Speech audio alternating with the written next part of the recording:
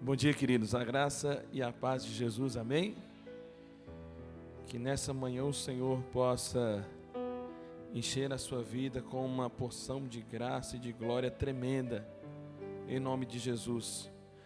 Você já virou para a pessoa que está do seu lado e já deu a paz do Senhor para ela? Se você não fez isso, você pode fazer agora. Vira para esse irmão bonito que está do seu lado aí e dê a paz do Senhor com aquele sorriso que só Deus te deu. Como é bom você estar na casa de Deus. Como é bom você sentir a presença dEle em meio aos louvores. Como é bom você sentir a paz que excede a todo entendimento, inundar o seu ser, penetrar na sua alma e remover toda tristeza, remover toda angústia e tudo aquilo que te faz sofrer e ficar oprimido. E nós nessa manhã nós vamos falar de um lugar que foi feito para a manifestação da glória de Deus. E pelo sacrifício de Jesus, pela obra que Jesus fez na cruz do Calvário, hoje esse lugar está aberto para mim e para você. Nós vamos falar do lugar santíssimo. Eu quero que você abra a sua Bíblia no livro de Êxodo, capítulo 26, versículo 20, do versículo 31 ao versículo 34.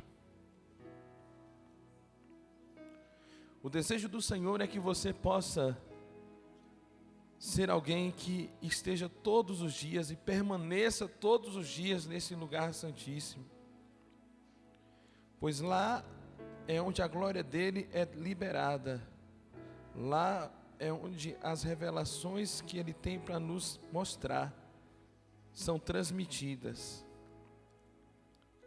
e onde nós somos transformados. Êxodo capítulo 26, versículo 31 ao versículo 34. Todos acharam?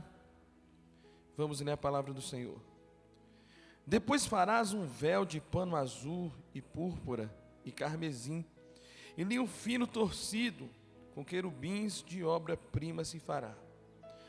E o porás sobre 4 colunas de madeira de cetim cobertas de ouro, sobre 4 bases de prata, seus colchetes serão de ouro. Pendurarás o véu debaixo dos colchetes e meterás a arca do testemunho ali dentro do véu. E este véu vos fará separação, diga comigo, separação, entre o santuário e o lugar santíssimo. Entre o santuário e o lugar santíssimo. Versículo 34. E porás a coberta do propiciatório sobre a arca do testemunho no lugar santíssimo. Queridos, agora abrem Êxodo capítulo 40, vá mais à frente aí, versículo 34.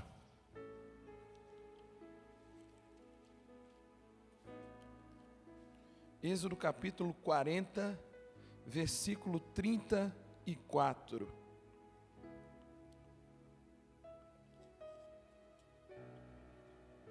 Versículo 34 diz assim: então a nuvem cobriu a tenda da congregação, e a glória do Senhor encheu o tabernáculo.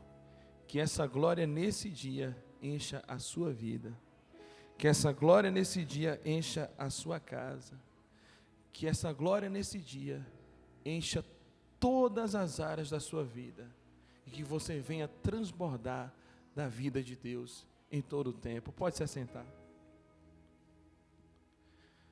Nós vamos falar de um lugar nessa manhã, em que quando ele foi projetado, quando ele foi construído, ele não era um lugar onde o acesso era liberado a todos.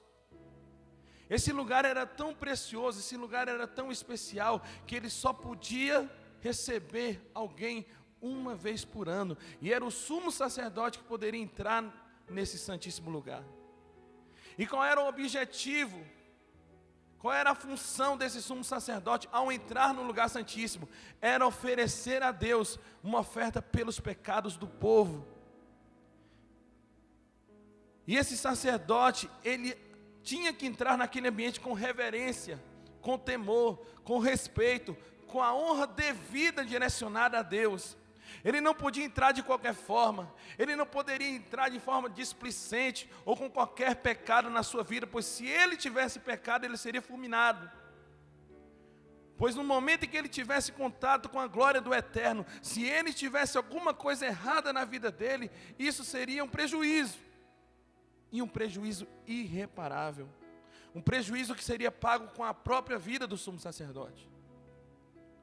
É interessante que na leitura, se você analisar o texto que nós lemos, de Êxodo capítulo 26, versículo do 31 ao 34, você vai vendo os detalhes desse véu que separava o Santíssimo Lugar do lugar santo. Era o lugar mais glorioso, querido, daquele tabernáculo. Era um lugar onde Deus manifestava algo numa proporção tão grande. Ele manifestava coisas em particular que ele não manifestava no átrio nem no santo lugar. E era rico em detalhes, era rico em nobreza, era rico em excelência. Pois o véu que separava o santo do lugar santíssimo, ele era feito de um material habilidoso, de tecidos entrelaçados, tecido branco entrelaçado com tecidos roxo, vermelho e azul. E não eram cores apenas colocadas ali para deixar o ambiente bonito, mas cada cor tem um significado, cada cor aponta para aquele que viria na plenitude dos tempos para morrer na cruz do Calvário e nos redimir e nos dar vida eterna. O azul, ele representava o Filho de Deus. Jesus, ele é o Filho de Deus, ele é o Cordeiro Santo que tira o pecado do mundo.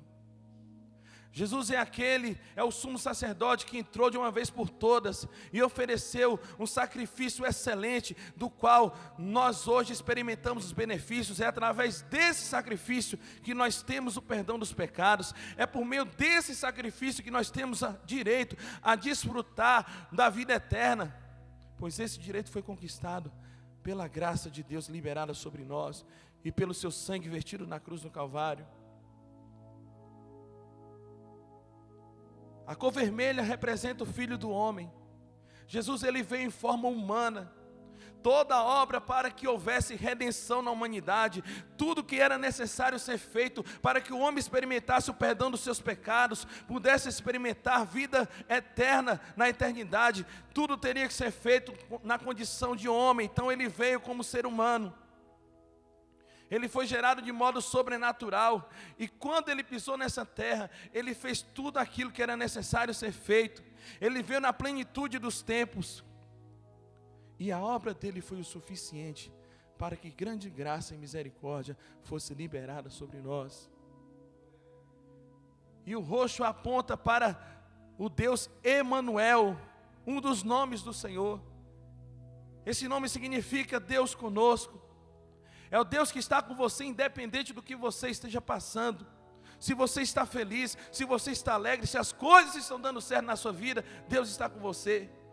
Mas se você está passando por momentos de dores, de tristeza, por momentos de pranto, de desespero, esse Deus também está com você.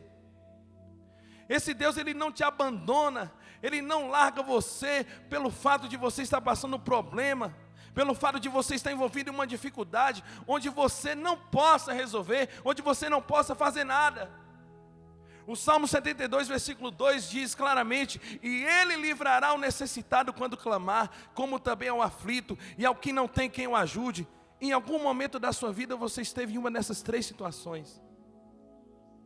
E o que Ele traz nessa manhã para mim e para você é a certeza de que, independente do que você esteja passando ou vivendo, Ele é o Deus que está com você, Ele é o Deus que vai livrar você, Ele é o Deus que vai mudar a sua sorte, Ele é o Deus que vai fazer acontecer todas as coisas.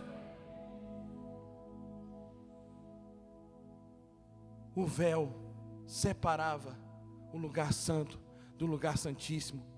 Esse véu representava a carne de Jesus, que foi dilacerada na cruz do Calvário.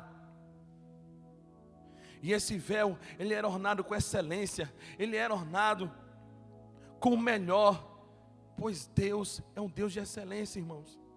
Deus é um Deus que preza pelo melhor. E algo que deve ser analisado e considerado é que neste local onde a glória de Deus manifestava, em todo o tabernáculo, você não poderia entrar de qualquer forma, com qualquer motivação, mas você teria que entrar ali no santo, no átrio, em reverência, em temor. E esse temor que era devido àquele lugar santíssimo, é esse temor que tem que estar na igreja de Jesus nesses dias. Aquele tempo era o tabernáculo, existia o átrio, existia o lugar santo, existia o lugar santíssimo, mas hoje esse lugar de glória, esse lugar onde Deus se manifesta, esse lugar onde os pecados são perdoados, esse lugar hoje representa a igreja. É aqui que você ouve uma palavra, é aqui que quando você vem triste, você vem massacrado por conta das dificuldades, dos problemas do dia a dia, é aqui que você recebe renovo, é aqui que você recebe uma palavra de destino, é aqui que a tua sorte é mudada. E assim como as pessoas cultuavam, ofereciam o seu serviço a Deus com temor e reverência, esse temor e reverência tem que estar na casa de Deus nesses dias. Eu não posso entrar aqui com qualquer motivação, eu não posso fazer desse lugar uma espécie de clube. Eu não posso fazer do momento do culto, do momento da pregação, como um canal de TV, onde se eu não gostar eu mudo. Eu devo ouvir, eu devo receber aquilo que Deus tem para a minha vida. Tem pessoas que ela vem na igreja e ela faz daqui uma praça, ela vem aqui para bater papo, ela vem aqui, ela está desapercebida daquilo que Deus está fazendo, daquilo que Deus está conduzindo no ambiente. Queridos, esse é um lugar de reverência. É interessante que Salomão, ele falava: guarda o teu pé quando entrares na casa de Deus. Tem pessoas que não entram nem para ouvir, sentam, esquecem da vida, esquecem do culto, não estão nem aí. E Deus quer restaurar o temor na casa dele nesses dias. Deus quer restaurar, querido, a casa de Deus, como Jesus falou, a casa do Pai será chamada casa de oração. Aqui é lugar de reverência, de temor, de ouvir a voz de Deus, de ser direcionado, de ser ajustado, de ser trabalhado pelo Espírito. E não um lugar para você ficar batendo papo, não é um lugar para você jogar a conversa fora, ficar disperso. Não. É um lugar onde a glória de Deus habita. E falando ainda desse véu, no momento que tudo foi consumado, a obra de Jesus na cruz, ela foi consumada, esse véu foi rasgado. E quando esse véu foi rasgado, querido, algo tremendo e poderoso da parte de Deus aconteceu. Deus enviou para a humanidade uma mensagem, que o lugar que só um poderia entrar, hoje todos podem entrar pelo sangue de Jesus. Querido, hoje eu e você, nós podemos entrar lá. Nós podemos experimentar algo que era exclusivo para uma pessoa. Deus dissipou, Ele cancelou toda a barreira para as outras pessoas de entrarem naquele lugar. E pelo sangue de Jesus, você pode entrar confiadamente, com ousadia, no lugar santíssimo, e ter intimidade com o Senhor, e ter comunhão com esse Deus, e ter a sua vida, a tua família, a tua história transformada por essa presença gloriosa, por essa glória que é liberada, por esse poder que toca a sua vida. E lá nesse santíssimo lugar, o que havia mais? Lá estava a arca. A arca, meu querido, ela é considerada como o coração do tabernáculo. Aquele tabernáculo sem arca seria como um corpo sem alma, e uma igreja sem Cristo. É interessante que ele era feito de madeira de cetim, uma madeira comum, e ele era revestido de ouro por dentro e por fora, e ele era, nas suas bordas, ele tinha uma coroa na parte superior. E acima dessa arca existia uma tampa chamada de propiciatório, onde havia 2 querubins, um de frente para o outro. E essa arca, ela simbolizava, ela representava a presença de Deus. E dentro dessa arca, querido, estava o maná, estava a vara de Arão, estava, acima dessa arca estava o propiciatório. E nós vamos ao longo dessa ministração discorrer, falar sobre esses elementos. As tábuas da lei estavam dentro dessa arca. Mas entenda que a carne de Jesus ali na cruz do Calvário, ela foi dilacerada. Jesus sofreu em seu lugar. Jesus morreu a sua morte para que você tivesse vida. As figuras do tabernáculo, elas apontam para Jesus. Elas profetizam sobre Jesus. Cada símbolo, cada riqueza de detalhe aponta para Jesus. E essa madeira, querido, que era feita a arca, essa madeira de cetim, que era uma madeira comum encontrada no deserto, ela aponta para o ser humano. Jesus, ele veio em forma humana. E ele veio em forma humana com que objetivo? Para cumprir a missão dele. E dentro dessa estrutura que eu e você estamos, ele venceu as fraquezas, ele foi tentado, ele foi humilhado, ele passou por muitas provas que você possa imaginar, mas a verdade é que ele venceu todas. Interessante que a Bíblia diz lá em Hebreus capítulo 4, que Jesus, ele em tudo foi tentado, tudo. E um dos defeitos da igreja nesses dias, queridos, é que às vezes nós temos bons leitores, mas não temos pessoas que meditam na palavra. Ler é uma coisa, meditar é outra. Às vezes estamos lendo e nada de meditar. E o que Deus diz para Josué no capítulo 1, versículo 8? Não se aparte da tua boca o livro dessa lei, antes medita nele de dia e de noite. Para quê? Para teres o cuidado de fazer tudo conforme nele está escrito.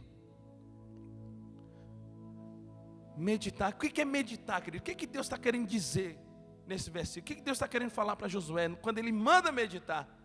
Josué, você vai dar uma atenção especial à palavra que você está lendo. Josué, você vai fazer perguntas ao texto. Você vai refletir sobre a palavra. E quando você reflete, quando você faz perguntas ao texto, querido, quando você está na presença de Deus, comendo essa palavra, o espírito de revelação e de entendimento, ele começa a ministrar no seu coração a revelação que você precisa ter naquele texto que você está lendo. O risco de termos simples leitores é de ser gerada uma geração superficial na palavra. Uma geração que não domina os princípios de Deus. Uma geração que não conhece, que não aprofunda, que não reflete. E nesse tempo de maturidade, queridos, você vai precisar ter fundamentos na palavra. Nesse tempo de maturidade, eu quero te dar uma notícia. É o tempo que a sua fé vai ser provada. Aquilo que você crê vai ser provado. Quando vier a luta, quando vier o dia mau, a tua convicção de fé é que vai mostrar no que você está firmado. E Jesus veio em forma humana. Ele venceu as fraquezas, ele venceu as dificuldades, ele venceu a tentação, ele venceu a morte, ele venceu tudo, para que eu e você também pudéssemos ser mais do que vencedores dele. E quando esse véu foi aberto, querido, quando esse véu foi rasgado, não foi simplesmente para você ter acesso a um espaço geográfico, onde havia a arca, o maná, as tábuas, a vara de Arão. Não, esse véu quando foi rasgado, ele foi rasgado para que você tivesse acesso a Deus. Hoje você não tem acesso àquela estrutura do tabernáculo, mas você tem acesso ao Deus que se movia e manifestava dentro do tabernáculo. E isso é motivo para você se alegrar, isso é motivo para você ter esperança de que você pode acessar, de que você pode entrar na presença de Deus. Você pode se envolver numa intensidade que muitos no passado queriam e não puderam. Você tem o privilégio de ir mais além. Quantos compreendem? E a madeira coberta de ouro, o ouro representa, aponta a divindade. É a porção divina revestindo a porção humana. O ouro representa a plenitude de Deus revestindo o homem. E um exemplo claro disso é no momento em que Jesus está ali conversando com aquela mulher samaritana. Ele teve sede, ela foi buscar água e ele puxa uma conversa com essa mulher. Só que ela acha estranho, como é que pode você, sendo judeu, você pedir de beber a mim que sou samaritana? Aqueles povos tinham um problema entre eles. E Jesus vai conversando com ela: olha, se você conhecesse o dom de Deus e quem está lhe pedindo, você que pediria, e Ele te daria da água viva. E Jesus diz mais adiante, Ele diz: mas quando viu a necessidade da mulher samaritana, o que Ele falou? A água que eu lhe der, se fará nele uma fonte d'água que salte para a vida eterna. O que Jesus gera em você não é só para esta vida, não é só para este plano, mas o que Jesus gera em você tem poder de tocar a eternidade. Jesus não salvou você, Jesus não está trabalhando em você para que você apenas seja realizado, você apenas seja abençoado e suprido no plano da terra, não, mas Ele vai fazer, Ele está fazendo jorrar uma fonte em você, que vai atravessar os céus e vai superabundar durante toda a eternidade, pois Ele é o Deus eterno, Ele é o Deus eterno. Querido, e além dessa arca que estava ali naquele lugar santíssimo, nós temos também as tábuas da lei. E essas tábuas da lei, elas foram entregues a Moisés numa experiência maravilhosa. Deus chama Moisés para um momento a sós. 40 dias em cima do monte. 40 dias onde a manifestação do poder, da glória e da voz de Deus foram intensas na vida de Moisés. E foram 40 dias onde Deus estabeleceu o código civil que aquele povo tinha que seguir. Deus estabeleceu leis acerca do matrimônio, da propriedade, dos serviços religiosos, das ofertas. Tudo que o povo precisava viver, queridos, tudo que o povo precisava fazer, Deus havia liberado para Moisés ali naquele monte. Só que em um determinado momento, a coisa tinha ficado feia lá embaixo. O povo chega para Arão e falou: olha, a gente não sabe, Moisés, a gente não sabe desse homem mais não.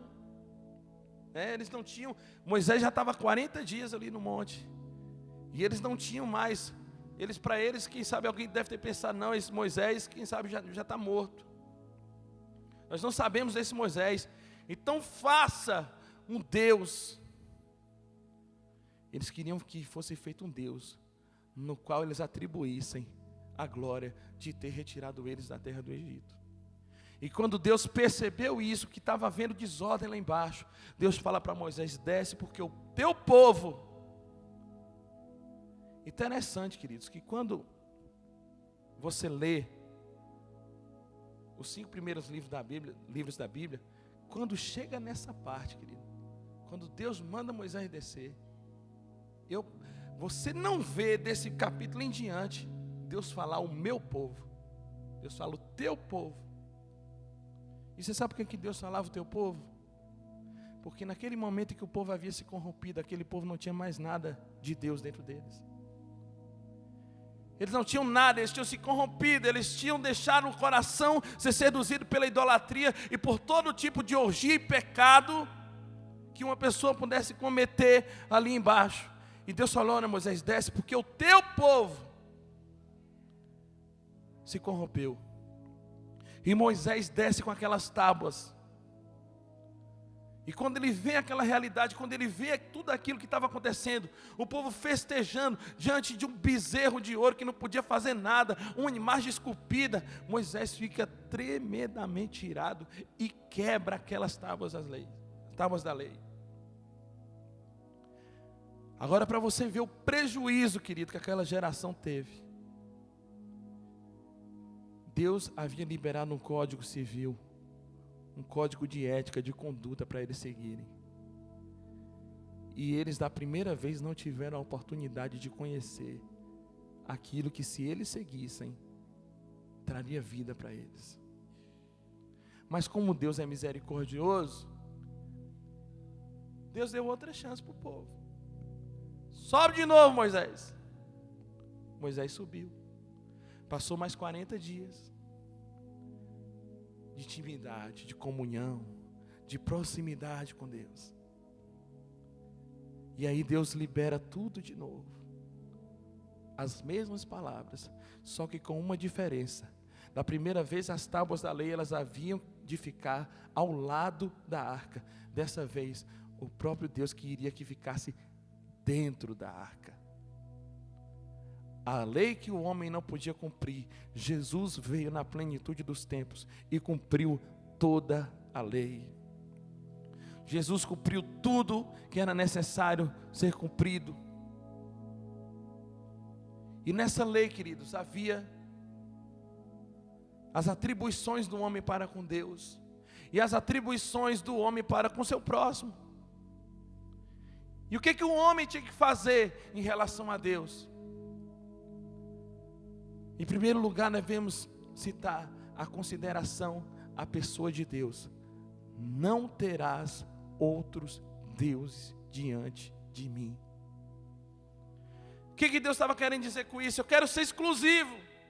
Você não precisa de outro. Eu sou tudo que você precisa, eu sou a sua porção, eu sou a sua herança. Quando você sentir falta de alguma coisa, eu vou suprir. Deus queria exclusividade. Em relação à adoração, Deus havia falado: não farás imagem de escultura, nem coisa parecida, nem no céu, nem na terra, nem debaixo da terra. Deus não queria que o homem atribuísse a uma figura, a um tipo de imagem, a glória e a adoração que só era devida a Ele. E tem mais, querido. O homem não podia tomar o nome de Deus em vão. Essa questão do nome, ela é muito forte. Essa questão do nome é muito forte porque, principalmente no mundo oriental. Na nossa cultura ocidental, muitos de nós não temos o zelo, a preocupação de dar a atenção no que diz respeito a saber os significados dos nomes. Muitos não têm a curiosidade de descobrir o que significa o seu nome, de pesquisar também sobre a sua descendência e por aí vai, os seus ancestrais. Mas no mundo oriental, querido, a questão do nome, ela é considerada e é levada muito a sério. Tanto que tinha seres antigamente das trevas que era só citar o nome que eles se manifestavam. Tinha pessoas que nem falavam o nome, porque se falasse, manifestava. E a pessoa não podia pegar o nome de Deus e usar de qualquer forma, usar numa piadinha, usar num tipo de conversa que não edifica. O nome de Deus tinha que ser levado a sério.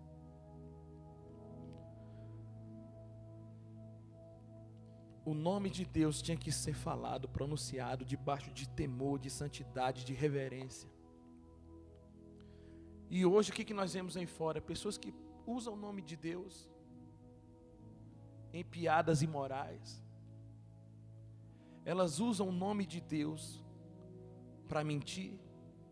Elas usam o nome de Deus para prejudicar outros. E elas não sabem que isso é gravíssimo. Elas não veem a consequência. E se uma pessoa invocasse o nome de Deus, querido, e não tivesse com a vida correta, essa pessoa poderia ser morta. Então a questão do nome, ela é muito séria. Se você invocasse o nome do Senhor no passado, você iria experimentar a manifestação do Senhor.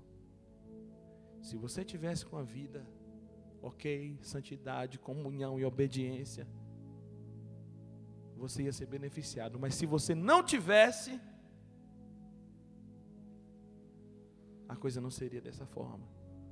Graças ao Senhor eterno, que Ele nos inseriu no novo tempo, onde você pode clamar o nome do Senhor, e você ter a certeza de que essa presença não vai fazer mal algum, se você andar em linha, em santidade e temor a esse Deus, a essa presença gloriosa.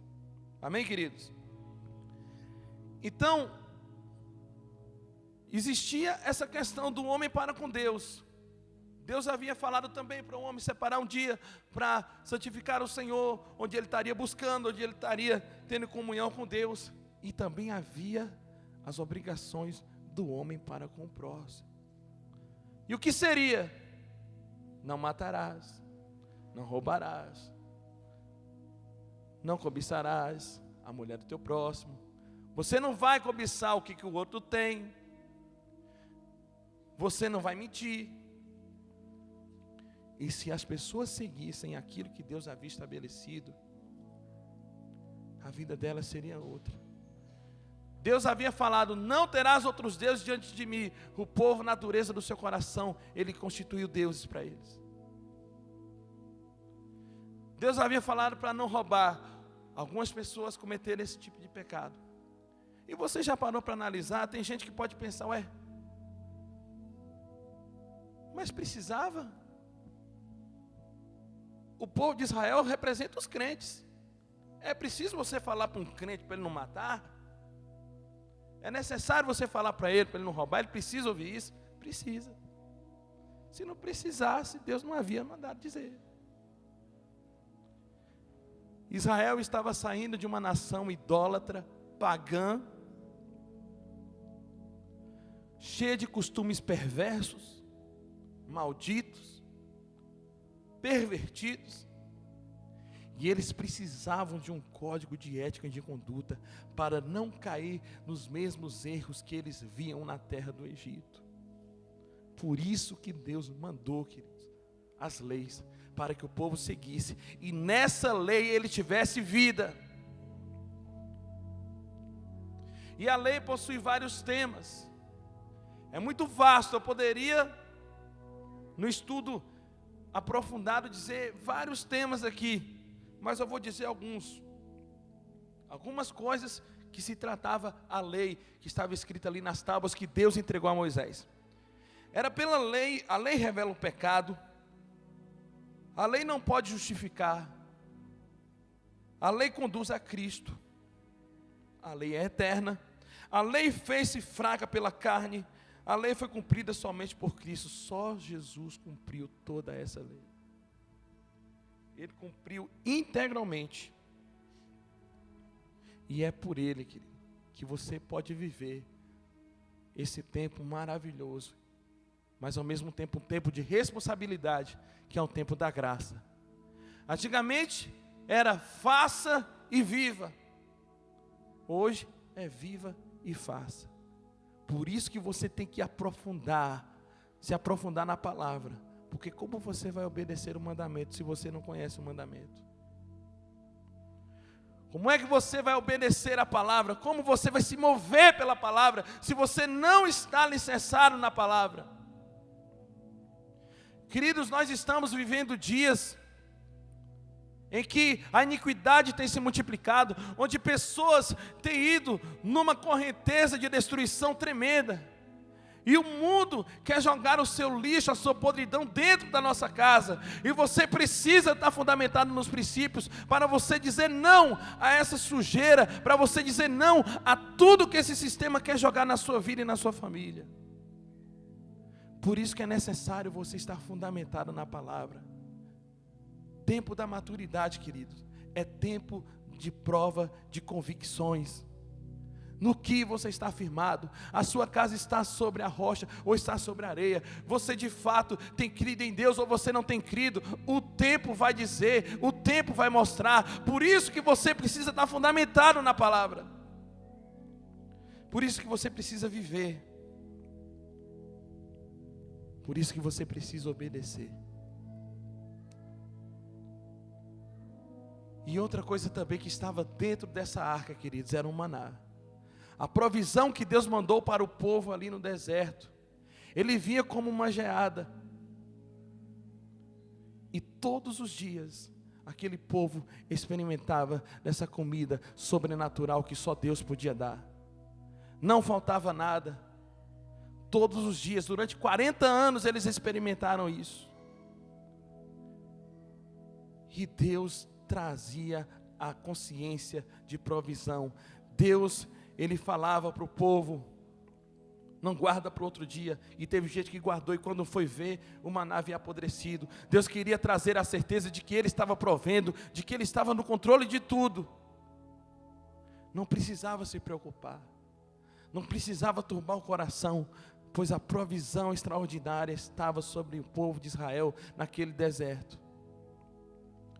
Interessante que Jesus, o maná, representa também a pessoa de Jesus. Ele é o pão da vida. E quem come desse pão não terá fome. E o significado dessa palavra no hebraico significa: o que é isso?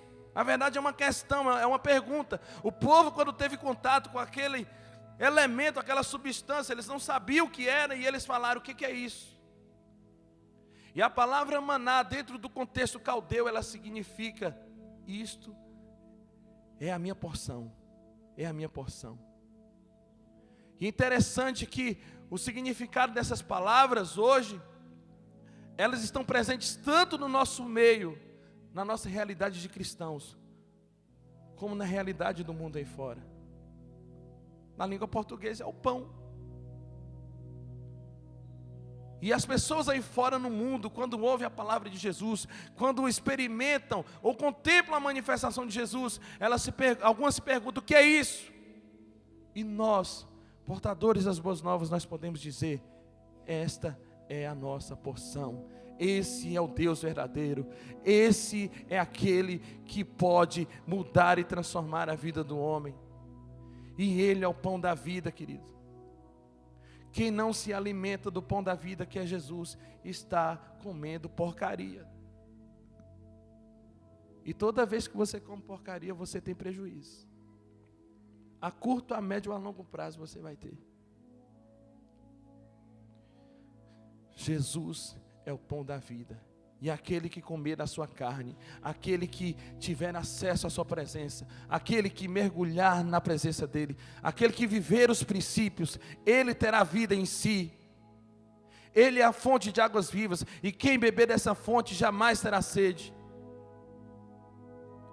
Porque muitos têm sede, porque muitos têm fome, porque eles procuram comer aquilo que não é pão vivo, não é o pão da vida, não é água da vida. Eles tentam saciar nas drogas, eles tentam saciar nos vícios, nos prazeres, nas festas, nas orgias, e o que eles encontram no final é um vazio que eles não sabem como preencher, e que você e eu sabemos como preencher. Jesus é o pão da vida. E dentro dessa arca, queridos, também existia a vara de Arão que floresceu. E você tem que considerar a seguinte situação: por que essa vara ela foi colocada dentro da arca da aliança? Para servir de testemunho. Que um dia aquele homem de Deus chamado Moisés, ele foi enfrentado por pessoas que se levantaram em rebeldia contra a liderança dele. Muitos conhecem a história, você que não conhece, eu vou falar de forma rapidamente. Uma vez Corá, Datã e Abirão, eles se levantaram contra a liderança de Moisés. Eles não estavam concordando, eles estavam achando que Moisés estava passando dos limites, que Moisés era orgulhoso, e que quando Moisés constituiu Arão como sacerdote, aquilo não foi nada mais, nada menos do que um complô familiar para que Arão tivesse naquela posição.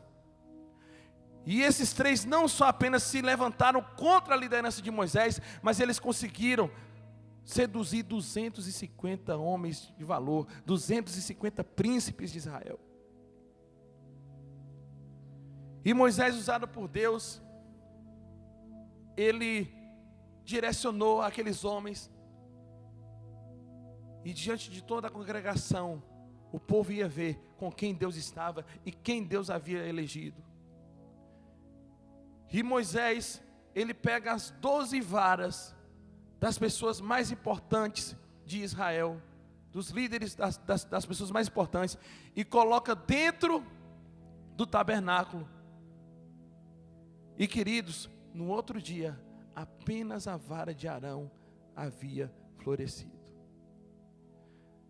E como é que uma vara pode florescer se ela não está plantada no solo?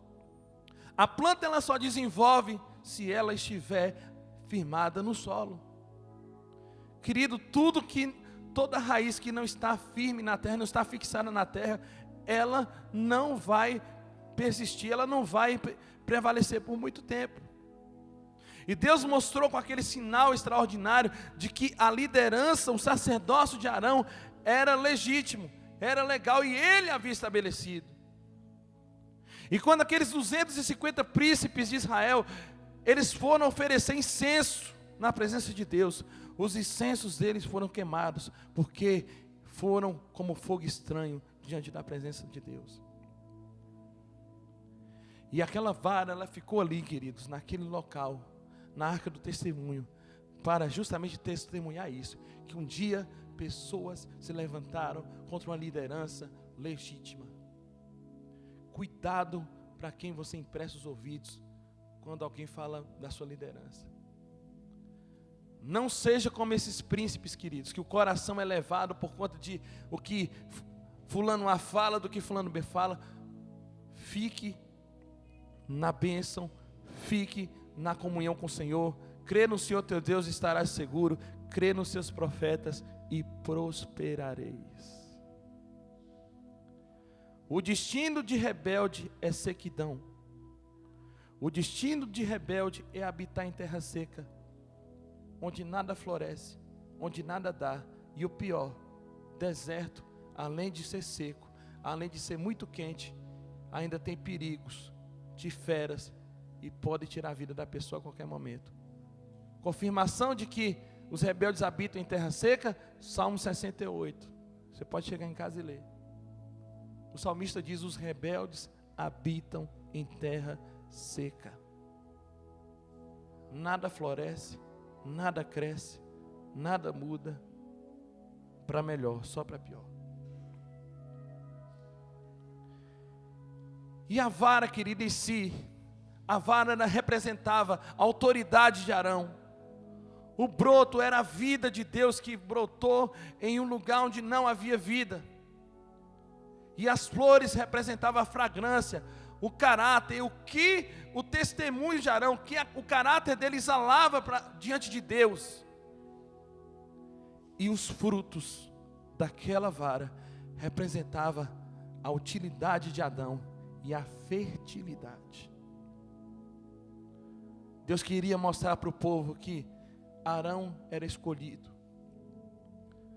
de que a vida do Senhor estava com ele, de que ele era um homem de caráter, e de que ele era uma pessoa frutífera e útil no serviço do tabernáculo. E essa vara também, ela aponta para Cristo. A vara em si aponta para o que o Senhor Jesus representava, uma raiz plantada em terra seca. O broto representava a vida que veio sobre o Senhor Jesus no terceiro dia, quando Ele ressuscitou. As flores representavam a fragrância da ressurreição, o cheiro exalado, através da vitória de Jesus sobre a morte, sobre o inferno. E os frutos apontavam para o fruto do Espírito, que só é gerado na presença do Eterno. Quando você anda na presença de Deus, querido, você gera fruto. Uma das formas que denunciam se estamos andando com Deus ou não, é o que a nossa vida tem produzido de acordo com a palavra. Se você produz fruto para Deus, é um fator, é algo que sinaliza que você pode estar andando com Deus. Porque tem gente que produz muito e não tem comunhão com Deus. E aí lá naquele dia eles vão dizer: mas Senhor, eu expulsei demônios em teu nome, eu preguei, eu cantei, eu toquei. E o Senhor vai dizer: eu nunca te conheci. Você até produziu para mim, mas você nunca teve comunhão comigo.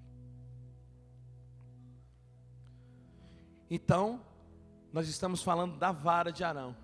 E essa vara também aponta para mim e para você. E a vara representa a palavra de Deus, a palavra do Senhor implantada em nós. E essa palavra, querida, ela tem que estar dia a dia no seu coração. Você tem que viver, você tem que a cada dia se alimentar desse pão. Gente, como é que pode uma pessoa dizer que é cheia do Espírito Santo, uma pessoa dizer que é cheia de Deus, e ela vier para mim dizer que tem 15 dias que não lê a Bíblia, gente? Ela dizer que tem um mês que não pega naquele livro.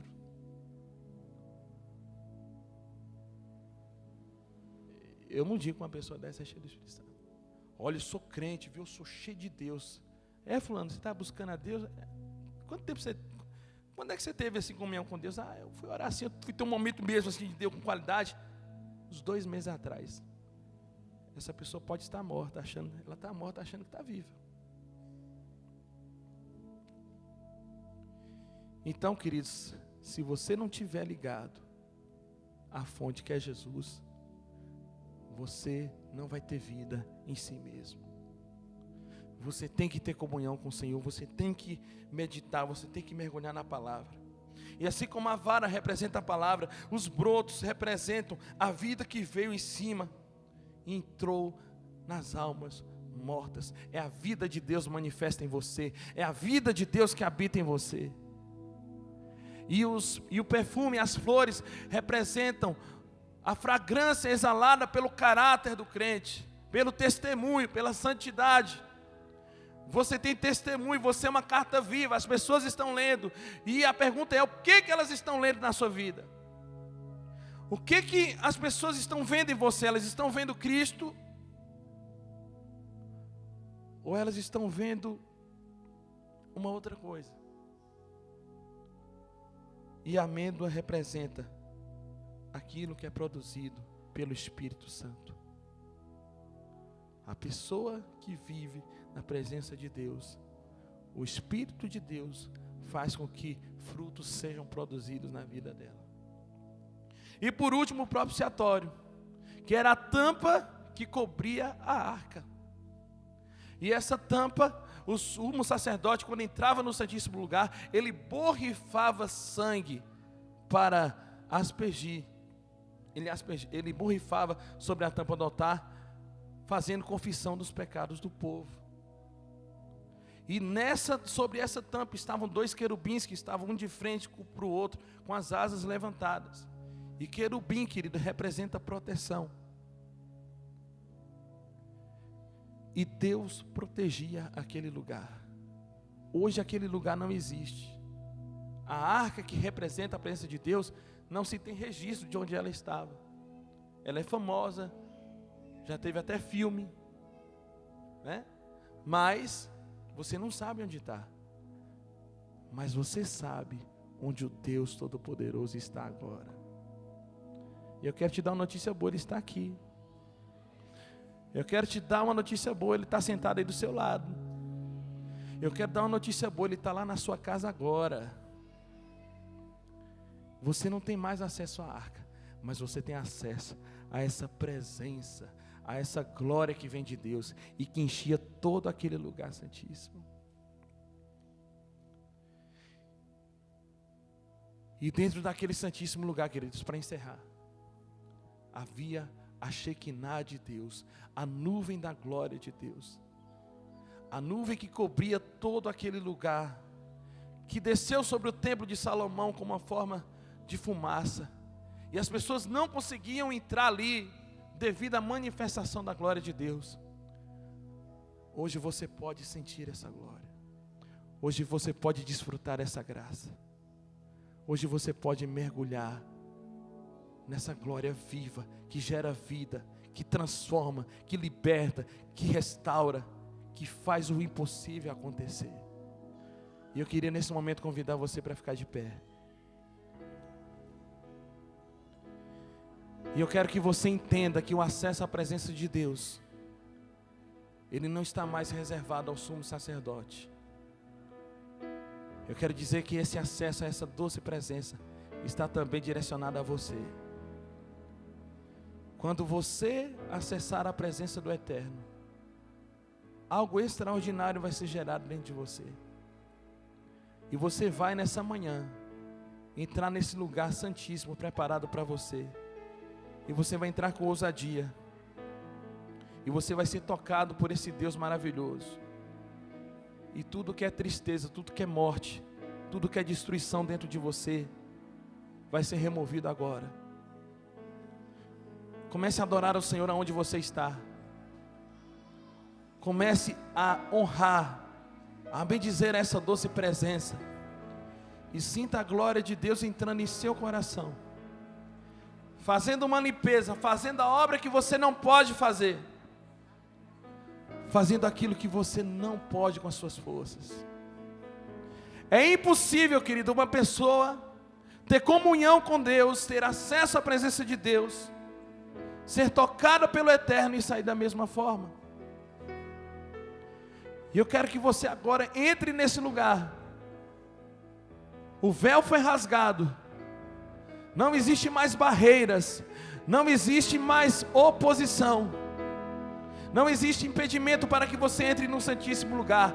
E Deus quer que você tenha uma atitude ousada. Esse lugar está disponível para você. Oh, oh, oh, oh, yeah. Nós queremos, Senhor, entrar em Tua presença. Nós queremos desfrutar da Tua glória. Queremos permanecer no Teu amor, Senhor. Oh, yeah, yeah. Senhor, cante comigo, quem já pisou? Quem já pisou o Santo dos Santos em outro lugar, não sabe viver, e onde estiver, clama pela glória, a glória de Deus. Mais uma vez, quem já pisou? Quem já pisou no Santo em outro lugar, não sabe viver. E onde? Levante as suas mãos nessa hora e seja tocada por essa glória. Levante a sua voz e diga: quem já pisou? Cante! Quem já pisou em outro lugar, e onde estiver, a glória de Deus. Eu me rasgo por inteiro. Cante a Ele. Eu me rasgo por inteiro, faço tudo mas vem novamente. Eu mergulho na mirra ardente, mas peço que tua presença aumente. E se eu passar pelo fogo, não temerei. Na tua fumaça, seja envolvida por essa fumaça de glória. Longe do santo do santo. Esse lugar foi feito para você, querido. Levante a sua voz e cante. Quem já pisou, aleluia. Quem já pisou.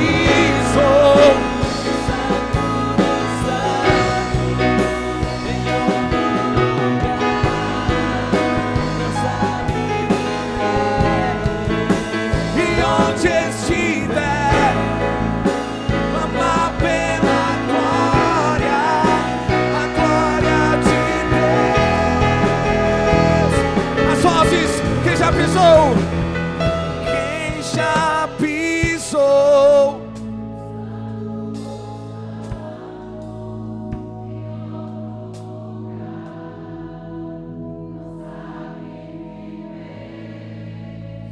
E onde estiver,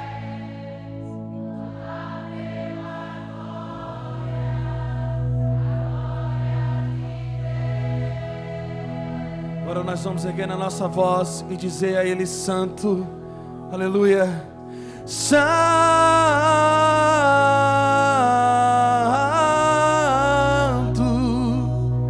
Santo,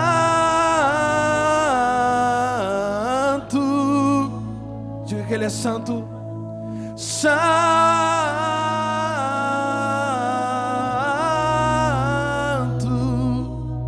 Santo. Só Ele é santo, santo.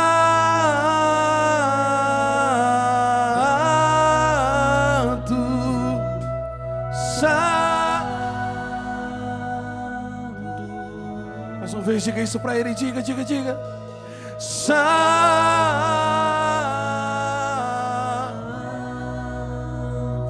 sinta a presença dEle, santo. Seja tocado por Ele onde você está, ao declarar que Ele é santo. Santo,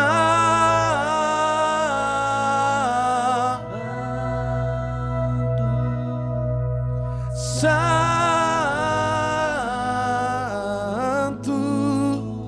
Diga a Ele, diga. Santo,